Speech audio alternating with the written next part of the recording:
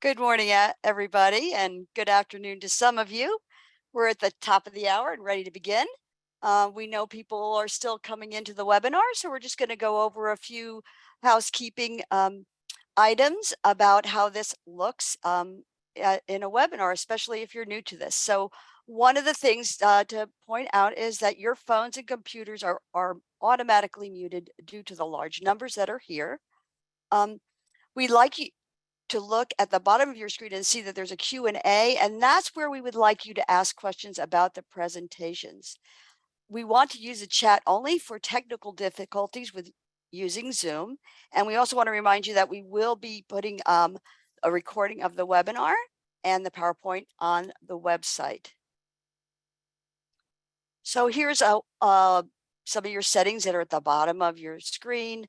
One of the features that is newer that we're really happy about is that you can enable closed captions. So you look at that little green circle at the right, and it's if you click on live transcript and then click on show subtitle, you will see the words that are being spoken right now on the screen in front of you.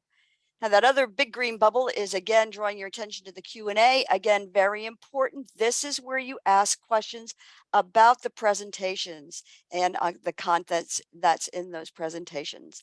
We want to reserve the chat only for technical issues, and we will also post some links to different items during the presentations for you to use.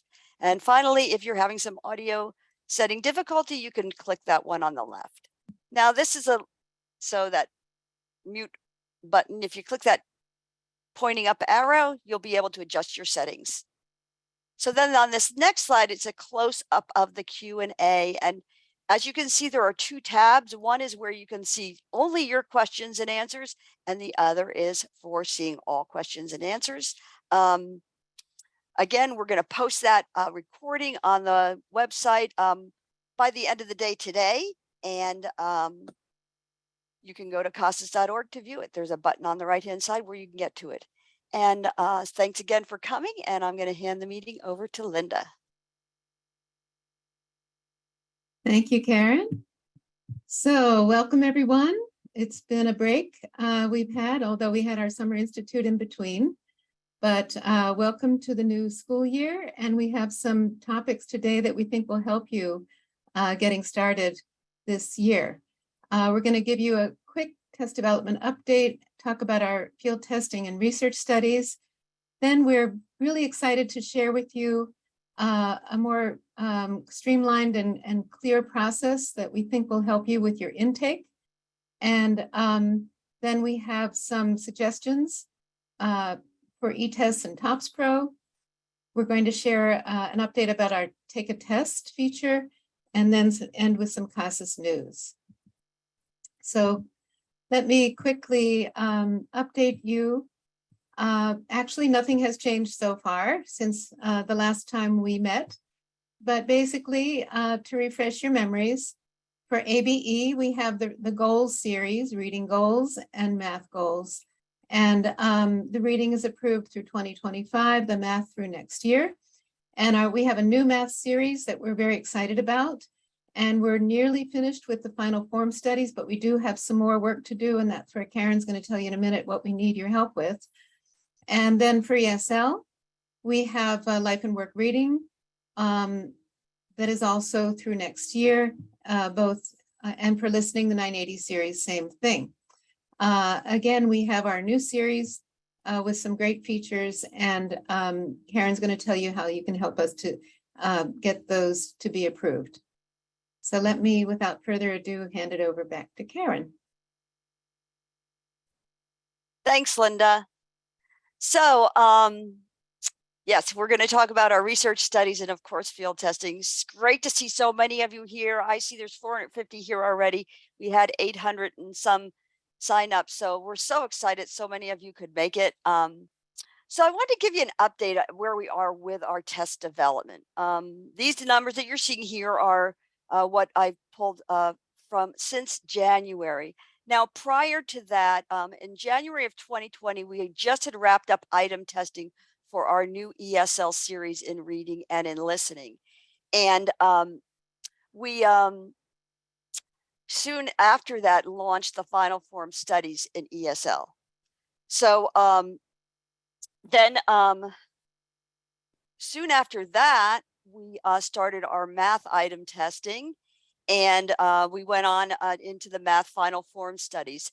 Some of you may not know, but field testing is kind of got two phases, once with the item testing, and then it moves to final forms, which are really just the pre and post tests, but we call them final forms until they're approved. So since January 2020, you folks really stepped up to the plate. There are so many challenges during that time. So here we are preparing 3 modalities to submit on October 1st for approval. And your learners completed nearly 17,000 field tests in that time. And that's from 28 states and over 166 agencies. You guys need to give yourselves a hand. We just so appreciate your participation. Some of you are small and mighty, but every single person who decided to participate, even if they were only able to administer 3 tests, you contributed to the project and made it possible. So we're so excited. Now we are submitting these final forms for approval on October 1st. Still have a little work to do, but we're going to start talking about those studies in just a little bit. So on this next slide, I just talk about why we field test, and you can see those reasons. And I guess one question I'd like to ask is, what would happen if we didn't field test? Well, if we didn't field test, we would not have your agency's input into the development of these new assessments. Your students would not be represented in the tests that we have built. And we wouldn't be able to say that these tests are valid and reliable for all adult learners. And the test would not be continually updated and improved. And ultimately, the test would not be approved by OCTAE. So many of you see the value and jumped in and field tested, but we so appreciate your input. And this is where the rubber meets the road in field testing. Our ITD team does a marvelous job, and we have all kinds of committees that help with standard setting. But it's you folks with boots on the ground that get your students to participate. You're the ones that make this happen for us, and we can't thank you enough. So on this next slide, I think about, okay, here we are beginning a new year. Yeah, we're trying to still build our students, and you're thinking, okay, why would I want a field test? And many of you probably feel like little Mr. Ant there with too many crackers on his back, and you're going to put another one on there with field testing. So a lot of it's, attitude and everything is a kind of a part of the regular rhythm for so many programs to just, oh yeah, we'll participate in field testing. And some of you maybe think, okay, I'm not in a place where I can try that. But we have tried to put in a lot of supports along the way, and we work very closely with you. We provide clear instructions and supporting documents for you to do the field testing. We provide technical support for eTests. We create the testing sessions. If you're paper testing, we send you the materials with an easy return label. We also give gift cards to students, and we would like to work with you to help you explore ways that you can accomplish field testing. You may have some barriers. Perhaps your staffing is low. We can work with you, maybe pay proctors for field testing students outside of their regular working hours. We have some other incentives, and we have even done some remote proctoring in cases where the agency just couldn't get it done but wanted their students to participate. So now the benefits of field testing, and I've gone over this before, but some of you may not think of it this way or may not have heard of field testing before. And it's a really safe place for students to practice their content area in the testing environment. And because of this, they get not just a chance to practice items that they would see on a test, but actually if it's an e-test, then they can feel more comfortable taking the test. They're not being pressured to get a level gain. So there can be less anxiety. And sometimes for some students, that piece, it's just the unfamiliar nature of it. And again, the attitude of the teachers that get their students to field test makes such a difference in them being able to relax and feel more comfortable with the testing process. For your agency and for the teachers, this can be included as instructional time for your students, and you get a sneak preview of the tests. And again, it can be an opportunity to coach the students. Okay, you're getting ready for your progress test. Although you can field test at any time during the year, some like to use it. Okay, well, we're going to do progress testing in a couple of weeks. Let's get a little practice here. So there's some great opportunities there for you. So here's our first urgent need, and we are item testing NRS level 1 students. This is a very difficult population to reach. These are ABE learners. We're doing this field testing now, and through October, we hope we don't have to go into November with it, but we need to get these items tested so that we can move on with final forms for our new reading goal series. This is for ABE learners. One of the ways they can be identified if they're in your program is by their reading goal scale score. So, but there may be people who are not in your program and literacy programs or something connected with you that were just deemed too low to test in reading. And actually, Margaret's going to share about the intake process, and that might help you identify some of those students. So this is delivered on eTests and paper and pencil. The students can take up to 4 tests, and they do get a $20 gift card for each test they complete. This is higher than what we normally would give as a gift card, but we really need these specific learners. It's a challenge to find them, and because many programs don't serve them directly, you might send them to a CBO or a faith-based organization, or maybe they go to a literacy volunteer, your local library, tutors, but we still need to field test these students.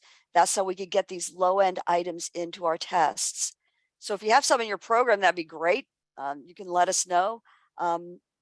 We are also hoping you might have some ideas or strategies of where to find them or how we could reach them. So if you have any ideas or comments about how to reach this population in your program or state, you can send me a private chat. I'm Karen Berger, by the way, or you can email me. It's just fieldtesting@casas.org. So hoping to get some good ideas from you folks. Another thing that we're trying to wrap up with the math field testing is this level A field testing. Again, these are the lowest with a scale score on math goals of 200 or below. And again, this can be accomplished on eTest or paper pencil. They can complete 1 or 2 tests. And again, we're offering this higher gift card of $20 per test due to the urgent nature of this. We have some other studies that are going on. So in all modalities, we are doing a learning gains study. So this is where the students take a pre and a post test. So they would take a test now or in September, and then they would be after 70 to 100 hours of instruction, they would be administered a post test. This can be done on paper, pencil, or eTests. The only real requirement is that they are enrolled in a class of the subject area for the learning gains, because we are trying to demonstrate, it's a smaller subset of our other studies. We're trying to demonstrate that if they have the appropriate amount of instruction between a pre and a post, that the test will show a learning gain. And we also need math, paper, pencil testers at all levels. And again, that NRS level 1 ABE reading on paper and pencil. So finally, if you think you might like to try this out, talk with your program, come up with a plan, and please contact us for support along the way.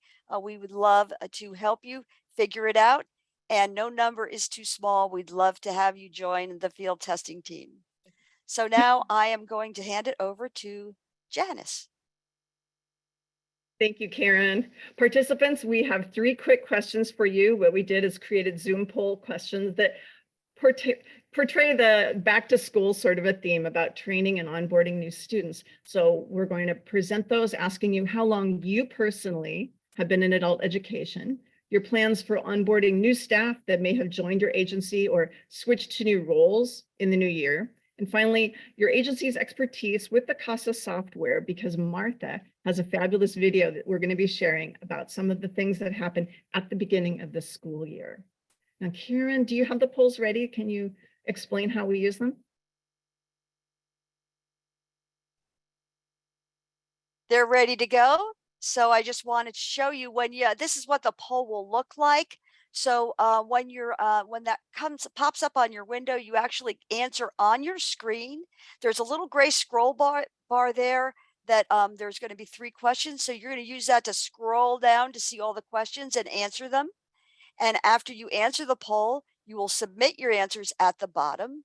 And from then we will end the poll and share the results. And when we're all done with sharing the results, you'll still need to close that poll box at the end using that little X at the top. So I'm going to launch the polls now.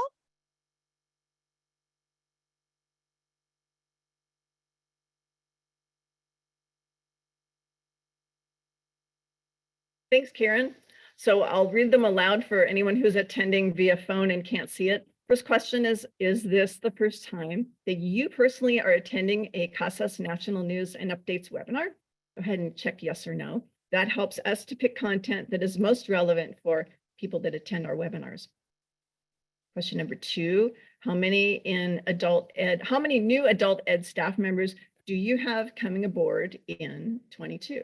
Some agencies may just have 1 or 2 switching jobs or being promoted, but many of you may have more like 5 or 10. So go ahead and start answering that question as well. And you notice that there's also a choice at the bottom, like if you're not sure about the answer. And then question number 3, do you have experience performing any of the following TOPSpro Enterprise tasks, such as creating new users, adding users to access groups, replicating testing sessions, batch replicating, or none of the above? Now, I don't see any answers being formulated. Karen, do you want to give me a hint on what's? I am not, we're not seeing the poll.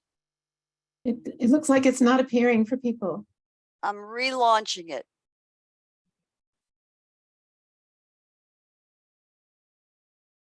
So if you can see the poll, go ahead and answer. I see that it's been open for a few seconds. There are 3 questions.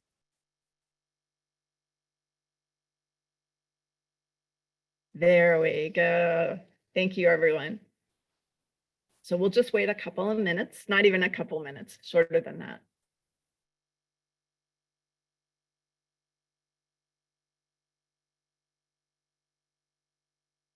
So thank you all for answering. Let's take a look. As long as it's still going quickly, then we'll just leave it open so many can answer. We have 500 participants.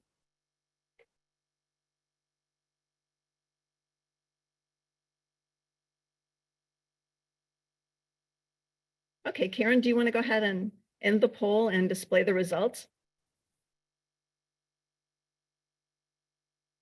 And if you're interested, you can scroll on the gray bar on the far right-hand side. So we have a pretty good mix of people who this is your first time. Welcome. Please feel free to contact us if you have ideas or suggestions for future topics for the webinars. No, if you're an old timer, welcome back, new school year. Question number 2, I see a lot of agencies have somewhere between 1 to 4, but also some that have more than 10. We're going to be talking at the very end of the webinar about both our self-paced training and our live facilitated training from CASAS. And it's always free, so be sure to hold on and check out that part of our presentation. Question number 3, about performing some of the actions. To me, I'm surprised and I'm pleased to see that 30% of you are actually familiar with creating user IDs and access groups. This is a good opportunity for you to view this as a refresher. Martha does such a great job with it. And for the 47% of you that aren't familiar with doing this, I encourage you to hand off a copy of this video to your data managers, because this is the kind of tasks that they do regularly, and you to just sort of sit back and take in some of the vocabulary, because it'll make it more enjoyable and easy for you to communicate with your data manager if you know the types of challenges that they're doing. Okay, and let's stop sharing and go back to the slide deck, please, Karen, when you have a chance. Next up, I'm proud to introduce Margaret Kirkpatrick, who's the NEDP director at CASAS. She and Portia LaFerla have been working on the intake process, revising the documentation, and please welcome Margaret Kirkpatrick. Thank you, Margaret. Thank you very much. I appreciate this opportunity. Hello, I'm Margaret Kirkpatrick. As has been noted, I would also like to introduce Portia LaFerla, who is the co-author of the materials that I'm going to be presenting today. She's in the background. She'll be answering questions that are posted on the Q&A. So the CASAS intake screening process is not a new process. It has been presented for quite a while as a part of the CASAS implementation training. But recently we started looking at the tools that we really need to make most available to agencies to help their intake process and to help their students to their best next place for their educational goals. And so we pulled it out of the larger training, and now we have this standalone process training. The CASAS intake screening process is an optional, informal, non-standardized process. It's really different from the process of giving tests, standardized tests, and using scores and that kind of criteria. It looks at a more informal way of working directly with the incoming student, assessing their reading, their oral, and their writing levels right at the beginning of the process to make sure that their recommended next step is the correct one, to help the correct placement for low-level ELL and low-level literacy native language speakers. We want to ensure that we don't give those standardized tests to our students before that is the most appropriate step to take, before their skill level perhaps isn't high enough to achieve a valid score, and we give them an uncomfortable situation too early in their process. Because it is non-standardized and informal and optional, there is not a standardized certification training process in order to administer these instruments. It can be administered by the people who see the students first, the intake person, the testing staff. They have a more direct connection to the student and can make some assessment judgments based on the process of intake, the process that all of our agencies go through. The intake screening process manual has recently been reevaluated and revised, and it is now on our website. All of the materials that I'm going to be talking about today can be found at this website, the training and support under the intake process. And Portia is going to copy this URL and put it in the chat box. So the intake screening process really begins when the student first comes into the program office and is presented with some kind of form, whether it's their registration form, a screening form, all of the things that normally we give to students to fill out. They all have kinds of standard information, a name, a date, perhaps an address, all of this sort of thing, which we expect as a part of our daily life. So what we would hope that the intake staff would be able to identify easily those of our incoming students who have a great deal of difficulty. They can't fill out this common kind of information. They either ask for somebody to help them, or they perhaps have somebody with them who fills this out. And so through our beginning now to look at and perhaps identify students who might need a little extra evaluation process to make sure that they have the next steps appropriately assigned.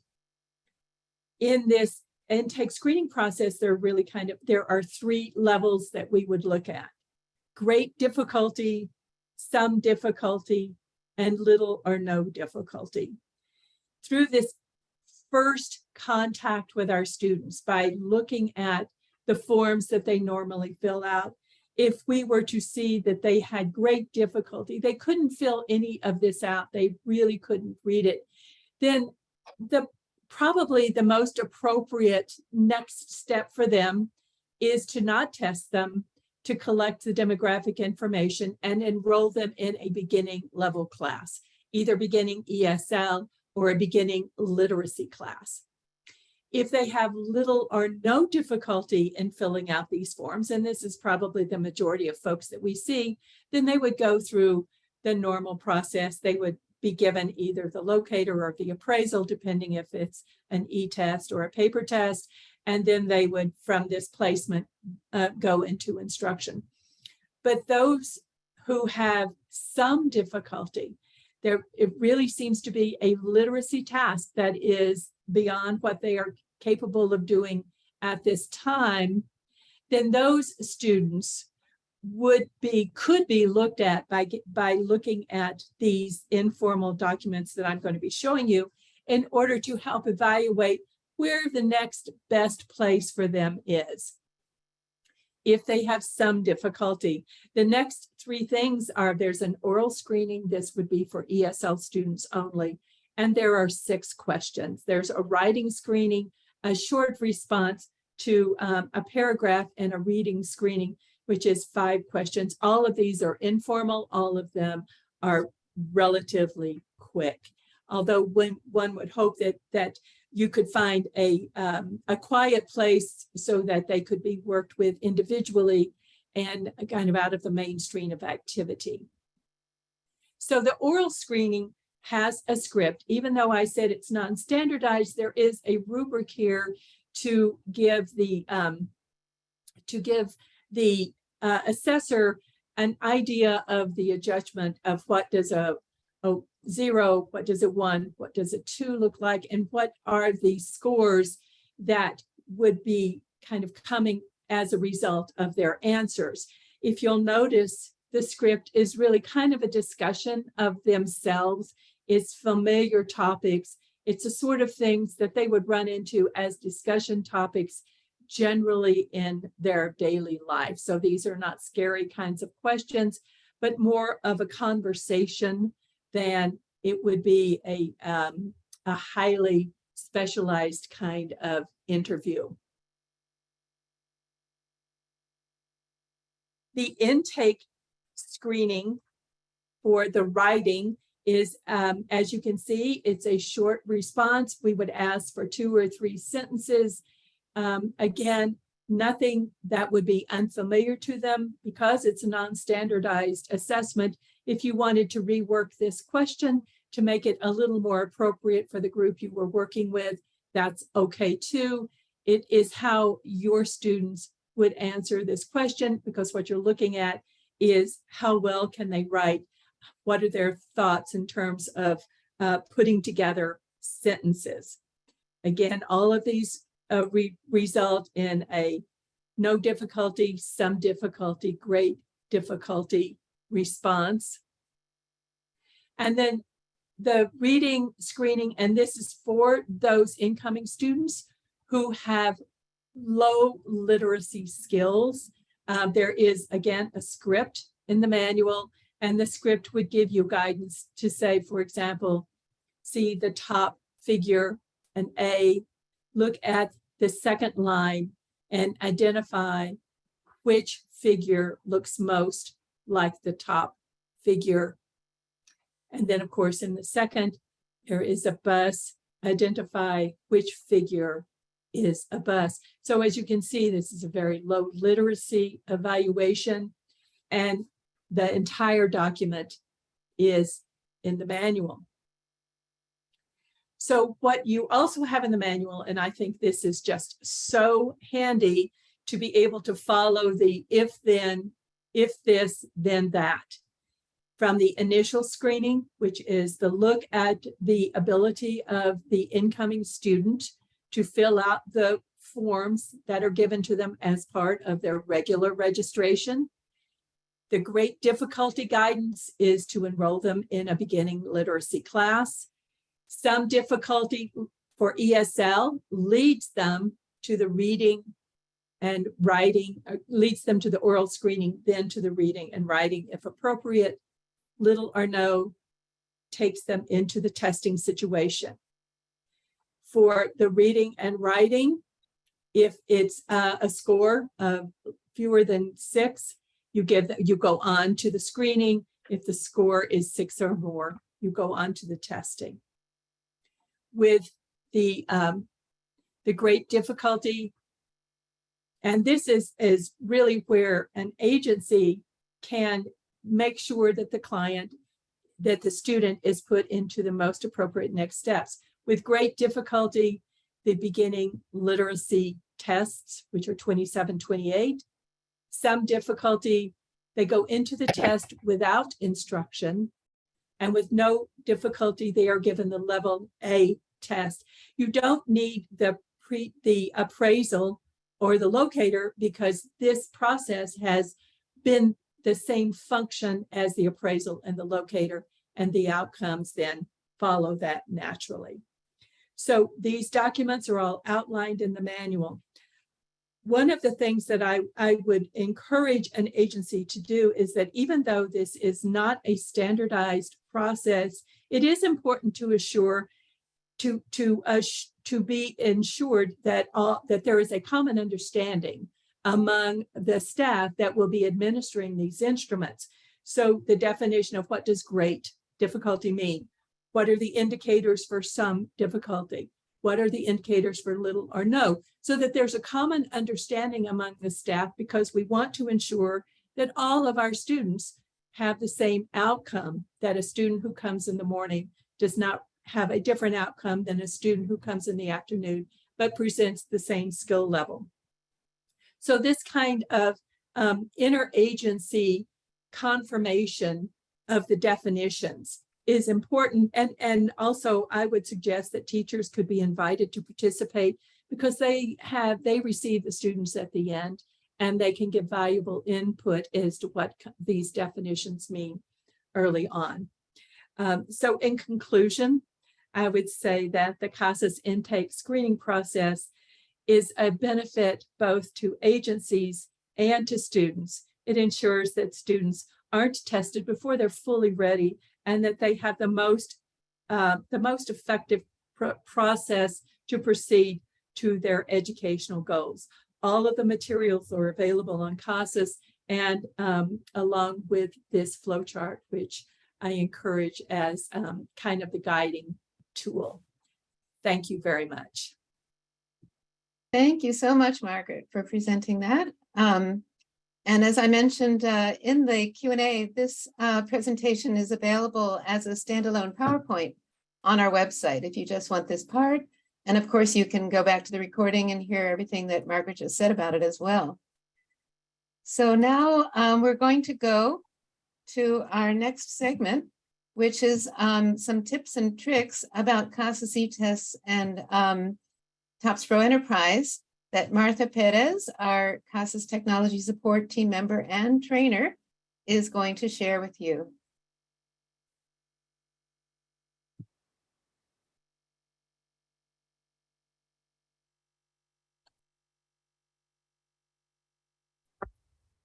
Thank you, Linda.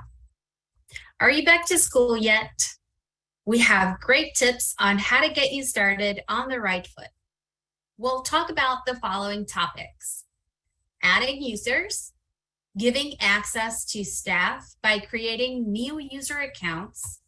We'll review the different access groups, different levels of access, and some CASAS recommendations, as well as replicating classes and batch replicating testing sessions. When a user initially completes certification training, such as Proctor and/or Coordinator, access is not immediate or automatic. Users must forward their certificate of completion to the data manager, who creates a new user account for the recently certified staff member, and later send login credentials to the user. When a new staff member joins your agency, that person may require to use TOPSpro Enterprise and/or CASAS eTests, depending on the agency's needs or on the duties assigned to the new user. First, let's add a new user. To create a new user account in TOPSpro Enterprise, go to Organization and click Users. Click New from the top left corner. A new user profile will open on edit mode. CASAS recommends adding users at the agency level. Under Select Container, leave as is, unless there's many sites at your agency and users need to access site level information only. Then you would select a site from the container down arrow if that was the case. Otherwise, we recommend to leave as is. Start by adding a user account. We recommend using the work email address of the staff member. Then add a password and retype it. Next step, add an access group by clicking the group's down arrow and selecting the appropriate level group. For any access groups that start with ET and have system towards the right, they give access to eTests as Proctor, Coordinator, or both. For groups that start with TE and have the agency's name on the right, they provide access to TOPSpro. To perform as a new proctor, the user must complete the required certification trainings. The new user may have access to CASAS eTests online and/or to TOPSpro Enterprise. Again, depending on their needs or the duties that they will be performing. A user can have two different access groups, one for ET, which is eTests, and another for TE, which is TOPSpro Enterprise. Choose the appropriate ET access group and click Add. When adding an ET access group, you must acknowledge a statement that you verified the staff member's certifications, which you must save on the staff's files. Click Yes to confirm. Click on the group's down arrow once again and select the TE Basic Access group to provide TE access to the user, so the user can list and view their students' information and generate reports based on their test data.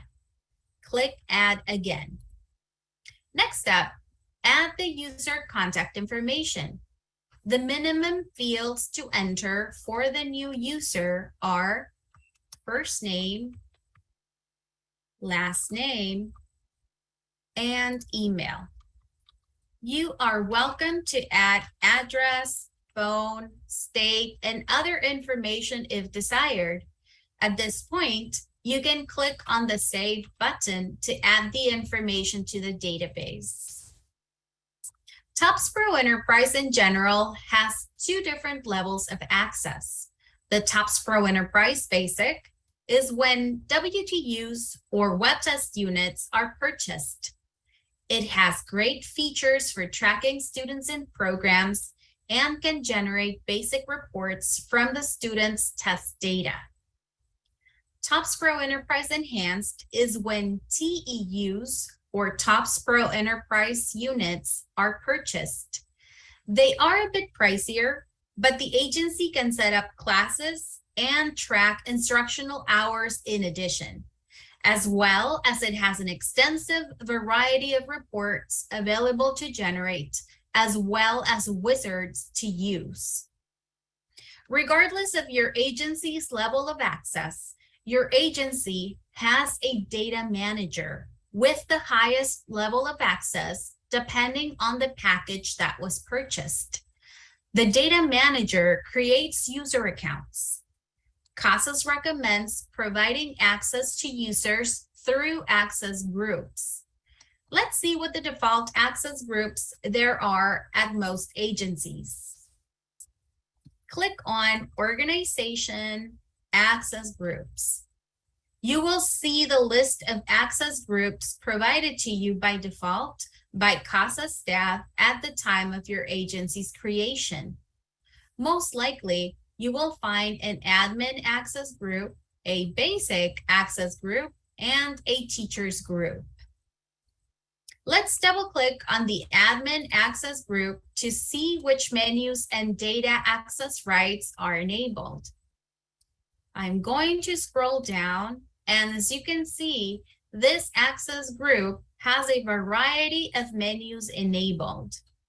If you scroll down to the data access rights, you will notice that the access group allows users to list and view, as well as create, update, and delete information. Only staff who manages data should be placed in this group.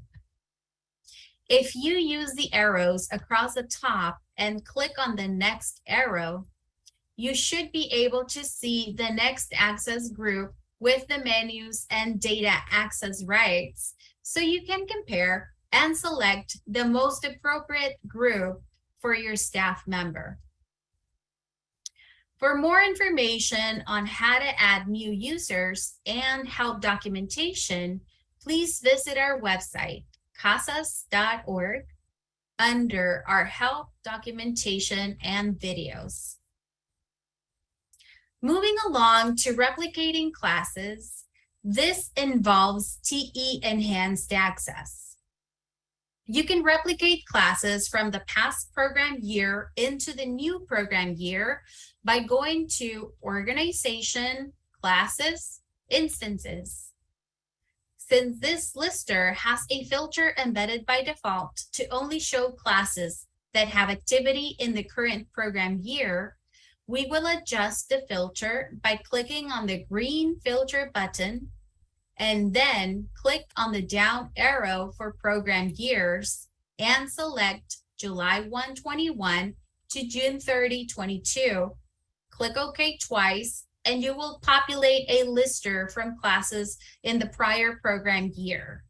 Once the class instances from last year show up in the lister and you wish to continue using the same class IDs from last year, you can click the Control-A key command to select all the classes. Once again, hold down your Control button on the keyboard and press the letter A as in apple. This key command will highlight all the classes and select them.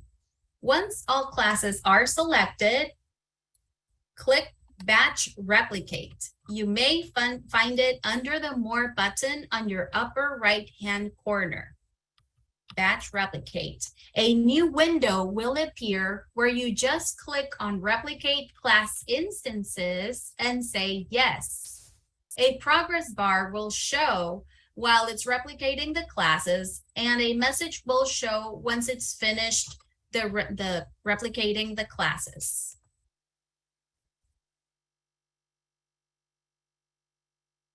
In order to batch replicate the testing sessions from last year, click on the Organization menu and click on Testing Sessions.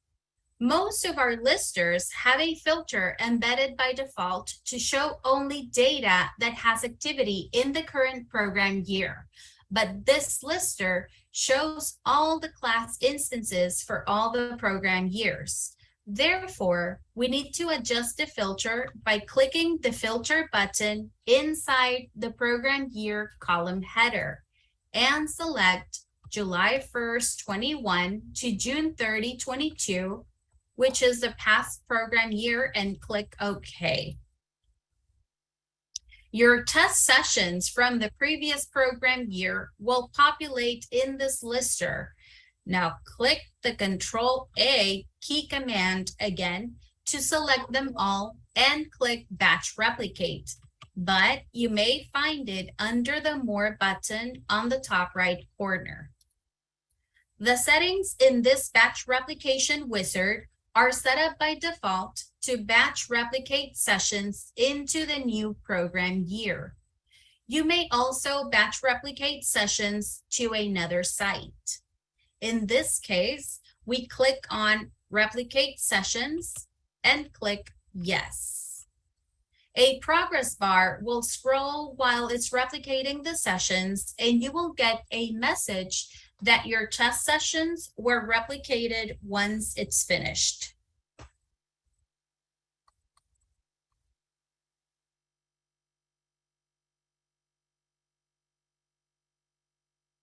Now you are ready to start your new program year with user accounts for your new staff members, as well as classes and testing sessions that will be available throughout the entire program year.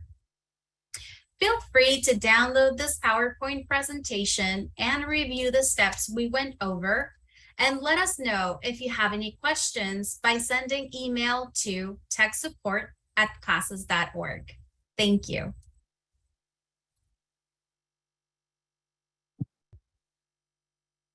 Thank you, Martha.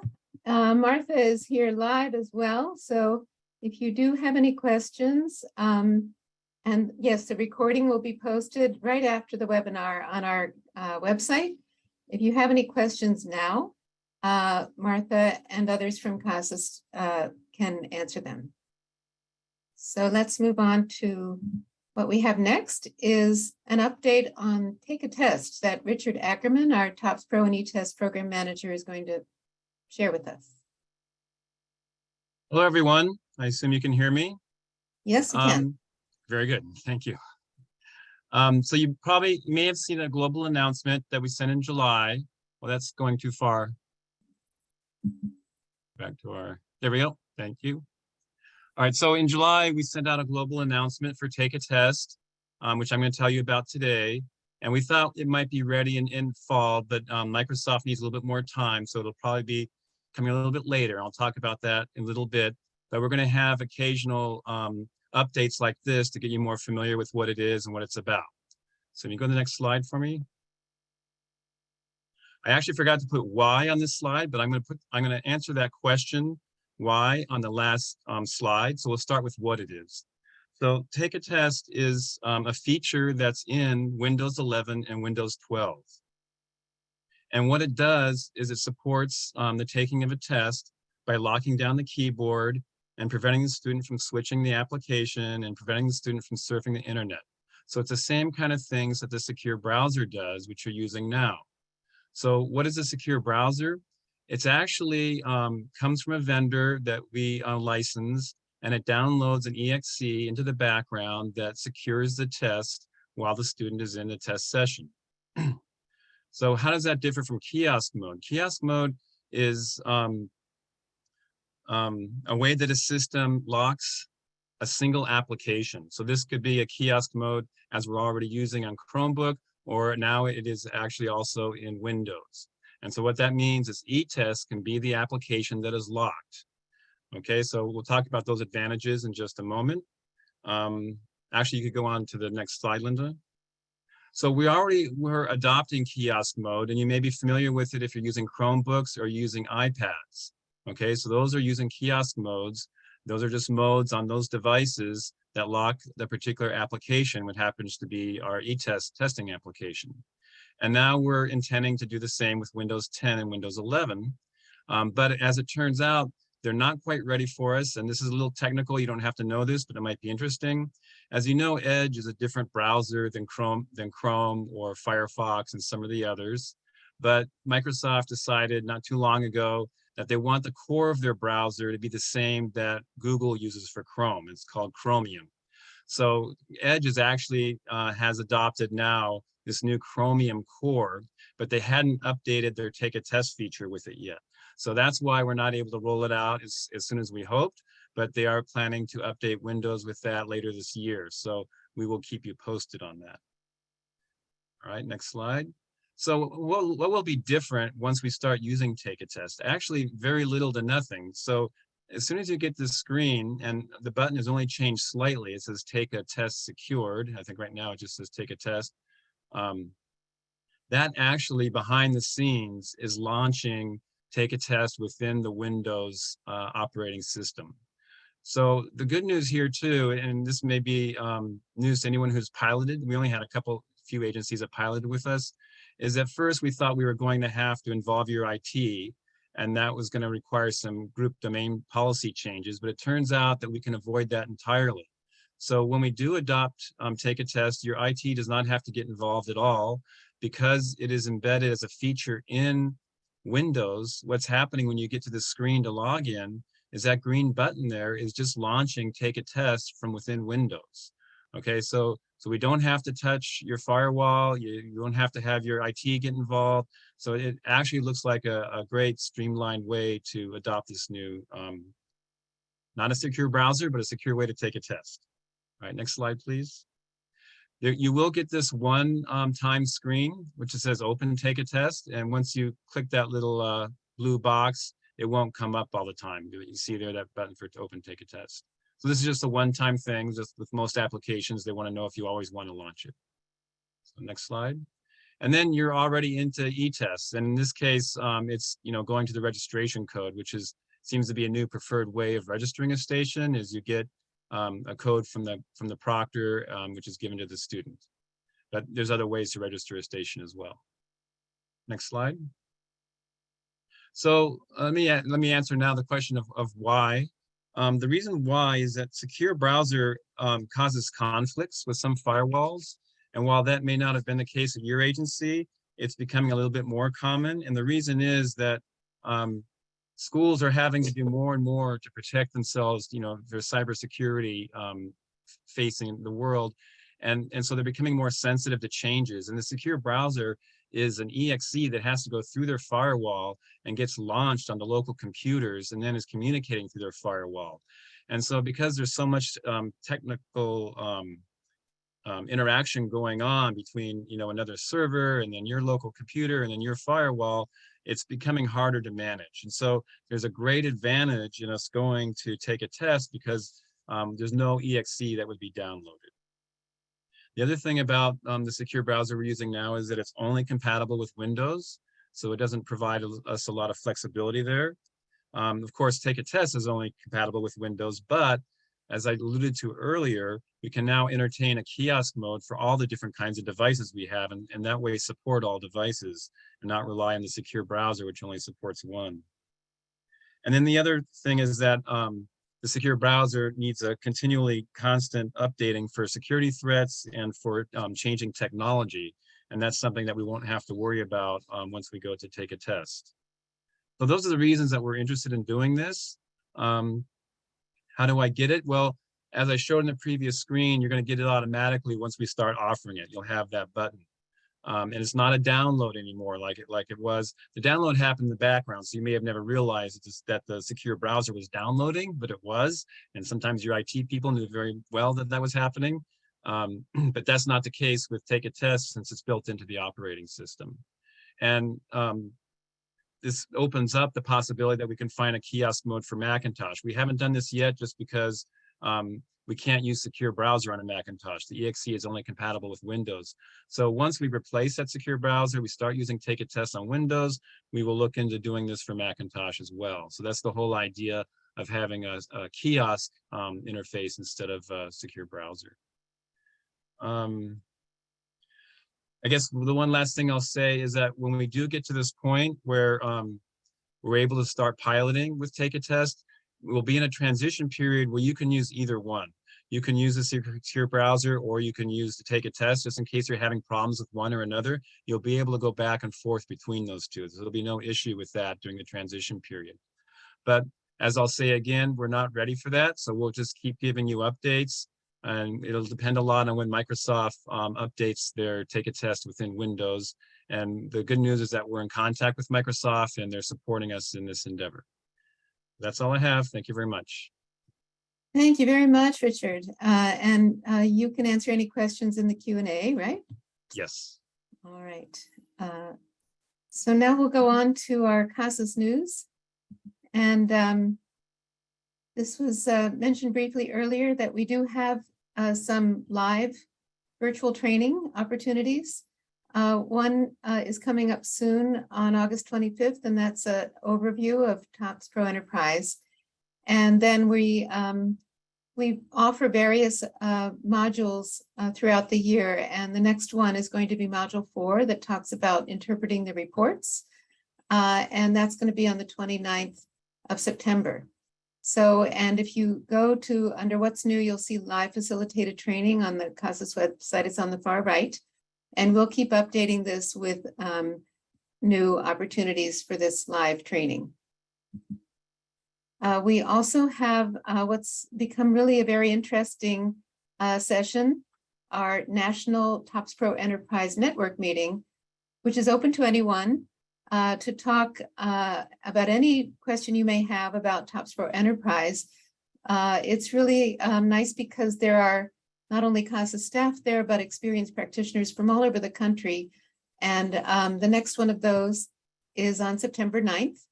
So as soon as that's getting closer, you can look on the What's New for the link, and you'll see the schedules posted here at this link here. And again, this PowerPoint will be on our website. We've talked a lot about different support in terms of documentation, PDFs, and how-to videos. And this help documentation and videos page has just about everything that we thought would be useful to you that you can do a keyword search on in various ways. And hopefully it's a one-stop location where you can find out what you need to know on the CASAS website. So please do take advantage of that. We offer office hours, again, on any topic. You drive the discussion. The next one is August 26th, and we have 2 in September. These are on Friday. And again, we have a variety of CASAS staff there to answer your questions. So please join if you have any question at all. And the next one of our National News and Updates webinars is, it's not really going to be monthly, but we're going to offer it in October. And hope you can join us for that again. You can register for that again under the News and Updates webinars. And if you're not familiar with that place on our CASAS website, it has all of the previous webinars recorded, as well as all the documentation and helpful material there from last few years that we've been doing this. So please join us if you can for the next one in October. And if you are interested in various topics, please explore that site to see what's already there. So here is your list of emails where if you have specific questions about CASAS, this is the best way to get in the queue to get them answered. Our CASAS staff is all day long checking this. So you can, of course, leave a message, but if you send an email to one of these specific email IDs, you will get the kind of support you need as quickly as we can provide it. So thank you very much for attending today. We hope it's been useful to you. We wish you all the best as you get started in this new program year. We will stick around for a while to see if you have any additional questions in the Q&A, but right now we will formally end the webinar. Again, thank you so much for attending.